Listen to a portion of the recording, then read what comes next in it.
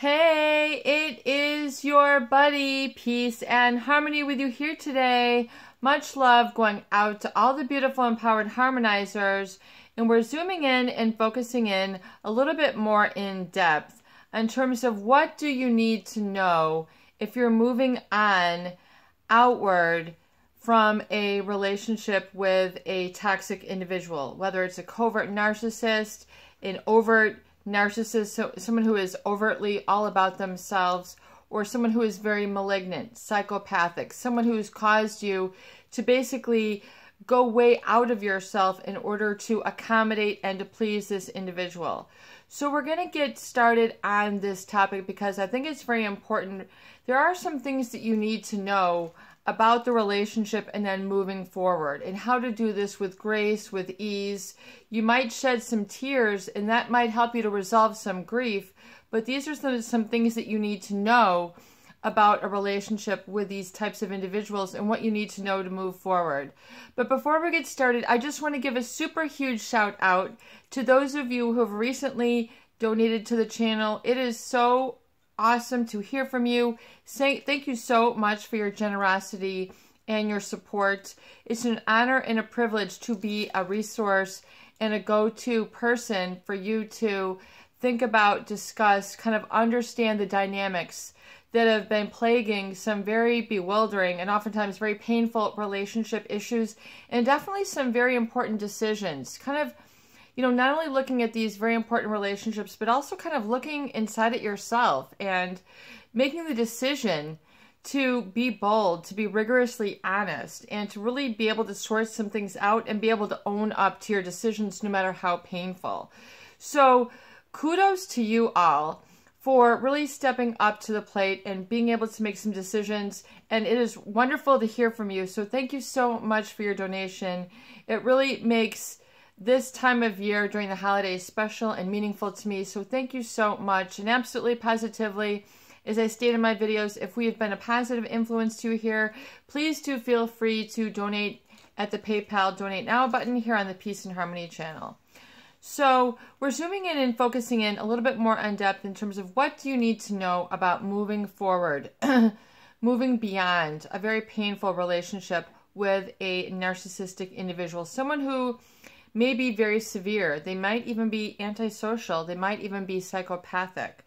They might be kind of hiding some things from you, whether it's relationships, whether it's the truth, whether it's, you know, their intentions for the future, whether it's what they do with their business, whether what it's they're doing with their medical, whatever it is, there's usually a real thick layer of betrayal that tends to plague and really be a huge aspect to these relationships. And one thing you need to understand about betrayal is that the betrayal is always about the person who is betraying you. It is not about you. A lot of people tend to absorb sort of the rocky road, the devaluation and the discard. They tend to have it concave and basically go back within themselves. They basically begin to think, you know, there's something wrong with me. I must be the weak one. I must be meek. I must not be talented. I must not be attractive. I must not be fun. I must not be. So there's all this sort of negative self-talk and negative feelings and sort of, you know, the guilt and the blaming everything on yourself. In other words, there's always something about you that seems to be, you know, what is rotting out of the relationship. And unequivocally, I want to tell you that someone who cannot be honest with you, but who needs to engage in pathological lying, manipulation, exploitation, or taking advantage of you for their own ends, and not without due consideration of you, unequivocally is an individual who you don't need to trust, you don't need to put up with, and you don't need to feel guilty about letting go.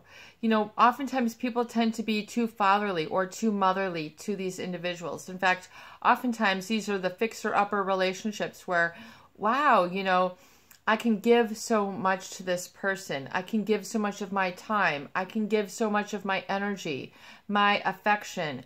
My cooking's amazing. You know, my house building is amazing. My interior design is amazing. I can do all this for them. So, you know, you begin to kind of, override oftentimes the issues in the relationship that came up, that, you really sort of just shrugged off or said, it's worth it. The pain is worth it. This fight was worth it. Or, what, everybody lies about this, or everybody's spouse begins to cheat, or everybody has, a couple different things that they do on the side. So there's all this excuse making for this individual. And that basically becomes enabling.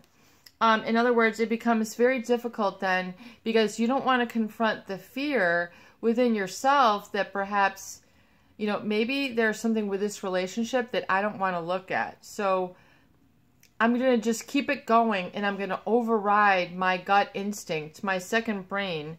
As we know, there's a bunch of neurons, which are the neural network, basically that comprise the type of cells in the brain which are in the gut itself, which is your gut feeling, such as the term gut feeling. So studies have been, done that show you've basically got like a mini, I don't want to say like a mini second brain, but you've got that same sort of decision-making, capability in your gut, your solar plexus, where your energy rises up, right below your heart.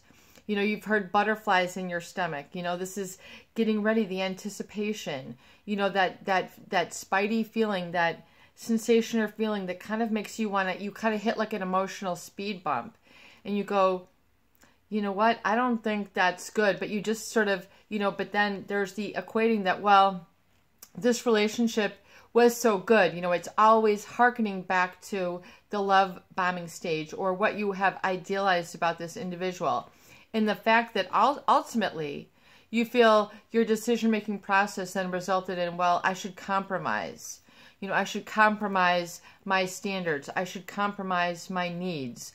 I should compromise, my boundaries. In fact, it's too selfish of me to even say no. In other words, there's this guilt that tends to keep people with these negative toxic relationships going on in place and keeping them intact, when in fact they should be looked at and sort of analyzed. Just like a business owner needs to step back and work on their business, they can't always be in the business. The same thing with relationships. You need to kind of be able to have it healthy enough that you can step back and you're not freaking out, feeling possessive or feeling distrust. But the issue is with the relationship is that oftentimes people tend to say, well, it must have been me, that caused them to lie like this. It must have been me that caused them to cheat. It must be something wrong with me that they don't tell me all these different things. It must be something to do with me. So there's this always, pointing in of self-blame, wanting to give up so much for them. And so you begin to, really sort of evaluate the relationship, and these perceptions that you have of the relationship, then, because of this, begins to be sort of absorbing of all the blame. So of course the narcissist and the covert narcissist, as well as the malignant and the psychopathic, will all, basically be like, see, this is how they are. In other words, they will begin to assign a permanent quality to this disappointed demeanor. So in other words, you can't always hide the fact that you're unhappy. You can't hide the fact that it really hurts your feelings that this person betrayed you. It really makes you can't always hide the fact that it makes you very uncomfortable that this person basically violated your boundaries and helped themselves to your body, to your mind, to your heart. Basically, it was like, this is mine. And you don't even have ownership of really kind of what goes on inside of you. So it becomes very difficult then to check in inside, because it's always sort of discouraged by the narcissist, especially those individuals who are on, the wanting of the status. They want to always, seem as if. The covert narcissist, very unobtrusive, very non-confrontational, not really wanting to have things get messy, doesn't want to look bad, doesn't want to stand up for things. So everyone else by default ends up, carrying everything to task for them, because by default, if the covert narcissist doesn't take responsibility or accountability, well, look, so-and-so, my wife, my daughters, my boss, my partner, my colleague, they just tend to basically let everybody else do all the heavy lifting. So it becomes very unfair. And the problem you have to understand about these relationships is that is really essentially what these individuals' relationships with them is. It's going to be very unfair, imbalanced, unequal, and a lacking of sort of coherency within the relationship. In other words, a congruency is not allowed to exist between really what you need, kind of that genuine inner voice, and what they're allowing for you. So it's like you don't have the space or the sort of energy field to be able to interact with them in this. And so, people tend to interpret it as negative, which is absolutely positively incorrect. When somebody lies, when somebody cheats, when somebody betrays, when somebody violates your boundaries, when somebody talks about you behind your back, when somebody fools you, dupes you, and deceives you, it is not about you. It is always about them. Why would you take ownership for someone else's problems, for someone else's transgressions? Why would you take ownership of someone else's trespassing on you? Why would you assign all the blame to yourself? Where in your life did this begin to start? Where did you begin to absorb all this as it must be my fault? And so I must outdo myself so as to not feel that anymore. I will out-jog, I will out-cook, I will out-bake, so that those feelings go away. Then we see the setting up of addiction. We see the setting up of codependence. We see the setting up of the enabling factor in the relationships with these individuals. And it's very, very disheartening, because that's the very message that you need to understand, but oftentimes that the narcissist won't let you see because of their own insecurities. If you were to call them out, they would lose face. The narcissist, the covert narcissist, the malignant narcissist, the psychopath, they don't want to lose faith. Not lose face. Not lose faith, lose face. In other words, how they appear. They want to appear as if the center of attention, the prince, the princess. As we've stated before, the narcissist is like, well, great to meet me, when they're meeting new people. Isn't it great to meet me? Thank you, nice to meet me today. It is, especially in the psychopath, if you can understand that really underneath, that person doesn't have connection or interest in others. They don't have at all. It's all unequivocally an act, but you would, most people can't fathom the degree and extent to which they'll go to keep the plates spinning in the air, to keep, the lies shuffling. I mean, it's beyond most people's conscience ability. In other words, because of their conscience, they basically would not be able to do this. They unequivocally couldn't live with themselves. They couldn't sleep. They would be petrified. Notice the fear. Okay, that is a quality, an emotion, an experience the psychopath really does not have. And so it is to understand that when you have been duped, when you've been deceived, when you've been lied to, when you've taken people back after they have done you dirty, after they've done you wrong, and you're taking them back, once shame on me, shame, twice shame on you. In other words, it's to hold up the boundaries and the standards, and it's to have the emotional wisdom and insight and maturity to understand that unequivocally, when somebody criticizes, when somebody overly controls, when somebody overly judges, when somebody overly points the finger at others, you can't fold a napkin correctly. You can't make a coffee correctly. You don't know how to boil water.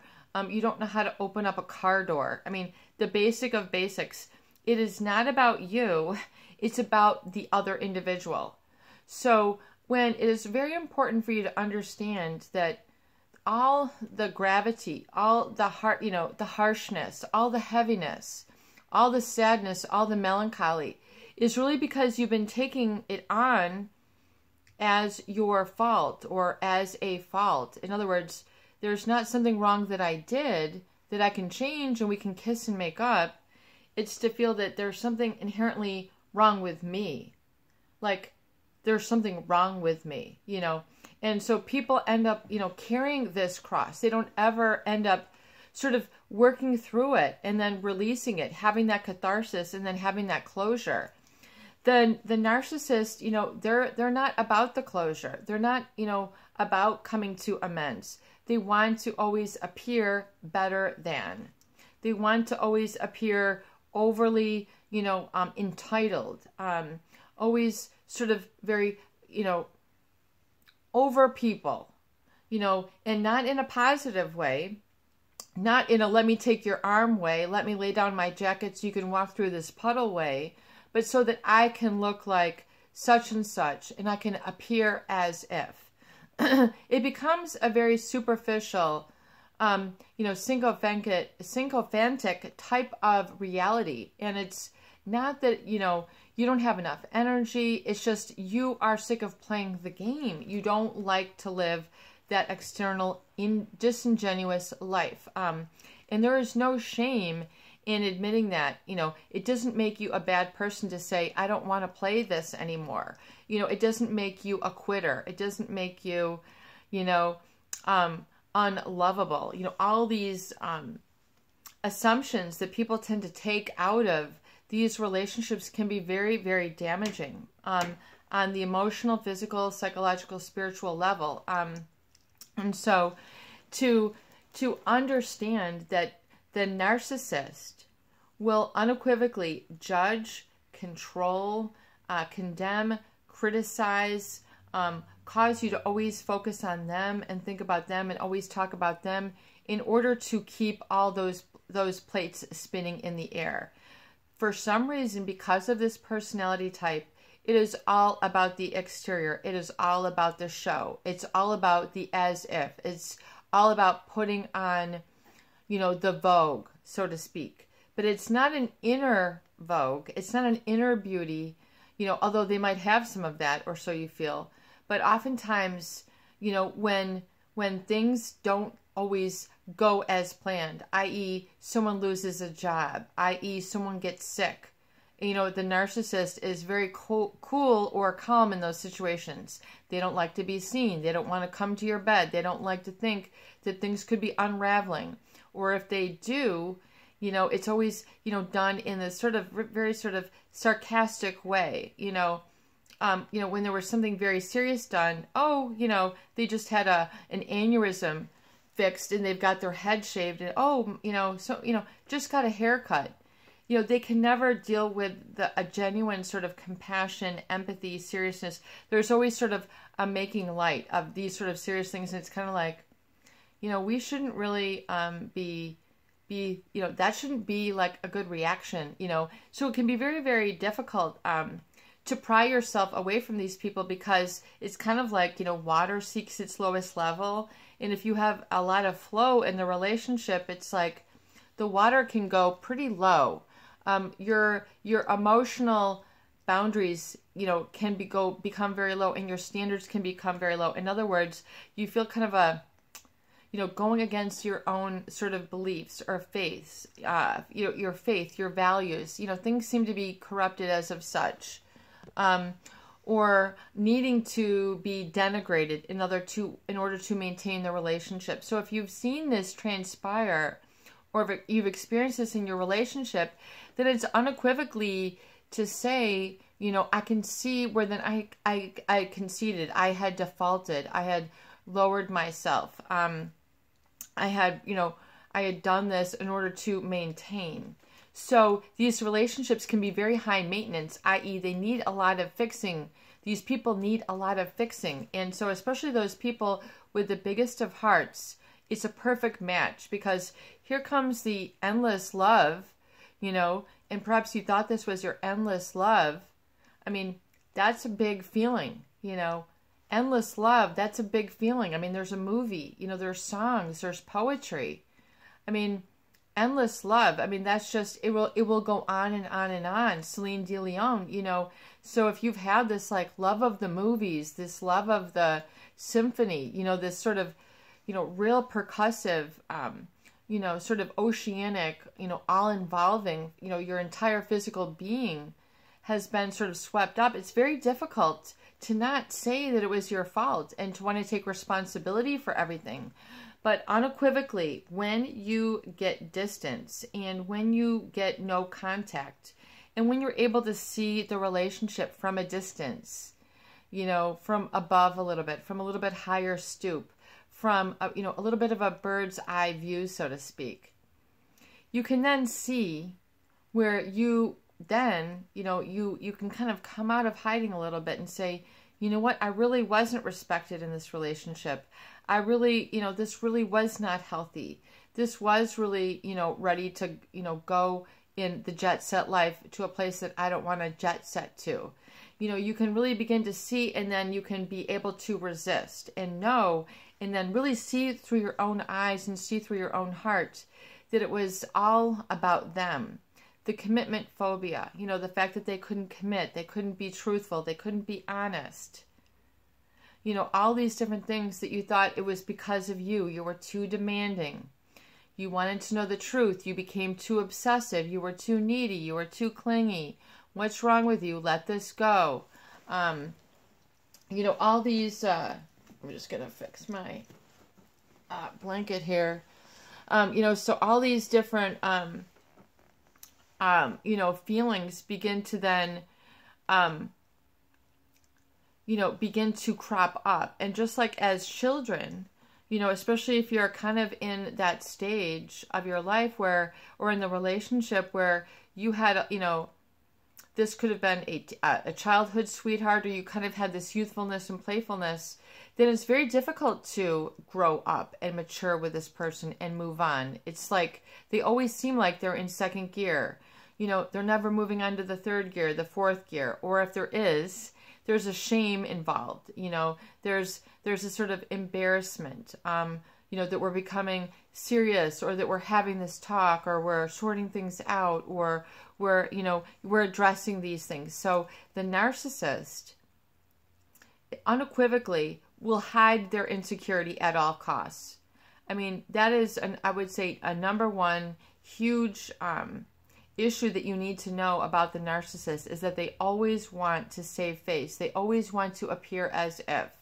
And even if reality testing doesn't grant it as such, you know, there they'll go, and then there you feel like you're lost in the background, like you can't keep up with the falseness, the lack of attention, the lack of warmth and generosity and true connection.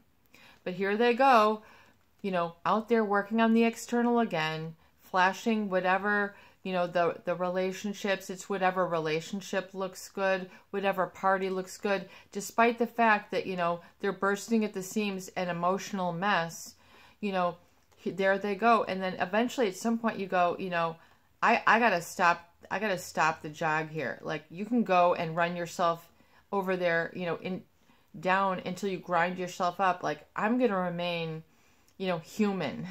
Like, it's okay to have boundaries. It's okay to have limitations. It's okay to say no.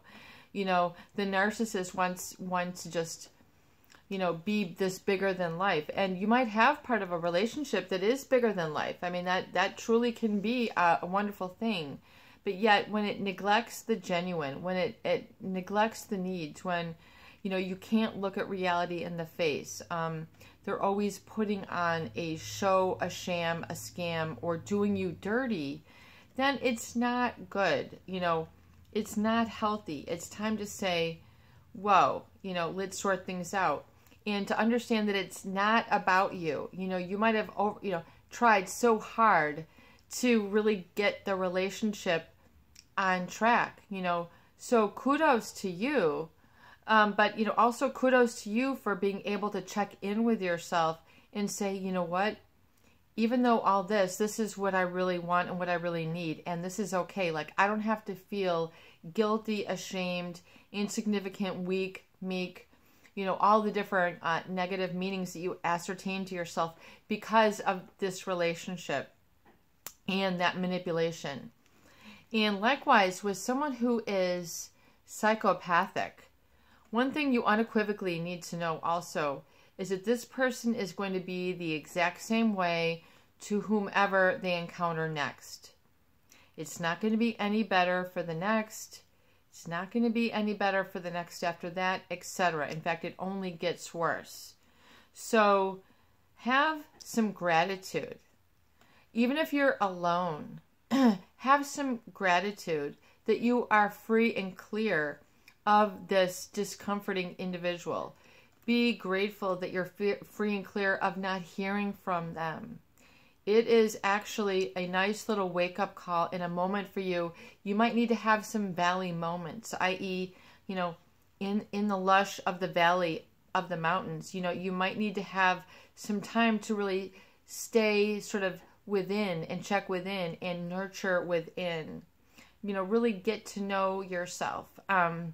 Even though it sounds trite, but getting to be reacquainted, you know, with reinventing yourself or inventing the person who you've always wanted to be, and then going out and living it, trying it on for size, trying on a new lifestyle, a new sort of way of referring to yourself, a new gentleness, a new sort of self-talk. Definitely, unequivocally using your astralmations. You know, oh, peace and harmony, I'm too old for that. It ain't too, you know, it ain't too, you know, it ain't too late. This, you know, the brain can be rewired and fired. You know, we're not talking about, you know, new tricks. We're talking about, you know, genuineness, you know, bubbling up to the surface. We're talking about real joy, real romance, real feeling, real meaning, real creativity.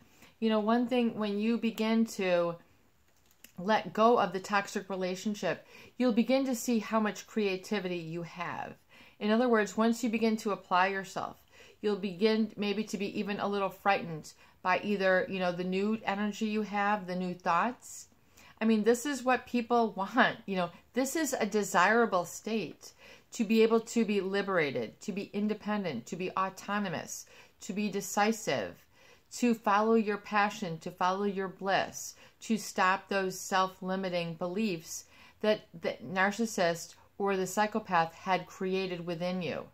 So it's important to see that this is basically, you know, a situation which had, you know, made you into a mold which is not in your best potential. So it's okay to recognize, acknowledge, and validate that. It doesn't make you less than. It doesn't make you unlovable. It doesn't make you unattractive. It doesn't make you weak. It actually makes you strong to stand up to the truth. And don't buckle down. Don't fall back. Don't backslide. You know, begin to know that it does not have everything to do with you. It has everything to do with them. It has everything to do with them sort of deceiving people, that sort of duper's delight. In other words, that sort of high that they get from either lying, sneaking around, you know, cheating on people. There's definitely a high that these individuals, including definitely the psychopathic, get when they are deceiving other people. So, you know, be thankful that you're no longer caught up in that trap, that you're, you know, you're no longer being emotionally injured. Begin to cherish your emotional freedom and begin to recognize that it is important for you to have a strength-based life. Strength-based, in other words, and then be able to live strong and live happy. That's really what it all is. And once you let go of that self-consciousness, which is what the narcissist and the psychopath will ultimately keep in place, is you being always self-conscious about yourself, that you're never good enough. You know, is my shoulder out? Is my stomach out? Is my toe out? Is my this out? That all that self-consciousness should be let go. Once you start to go no contact, you're no longer in that paranoid self-conscious state. That is a very good sign that you're allowing yourself and willing to make the changes that are going to set you free and ignite your life into being truly the true calling for who you're meant to be, and then also then who you're then meant to relate to. And I think Maya Angelou had like a great saying, And it says, you know, before I'm introduced to my love, I want them to be introduced to the Savior. So in other words, and then the Savior then introduces them to me.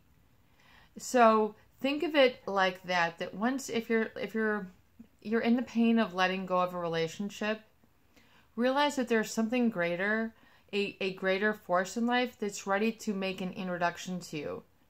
But you have to do that alone time and not take all that negativity on forward with you into your life. It's very important that you sort of decondition and deprogram and understand and sort of check in and really good at grips, not just paint over, not date over, not go into Tinder, Match, whatever website. Oh, I'm just going to start right back at it. You know, check in with yourself. It'll be the best, most valuable time spent. This is your buddy, Peace and Harmony, with you here today. I hope that these videos do help. Please share and please subscribe for more great tools, videos, discussion, and support. Peace out. Love you.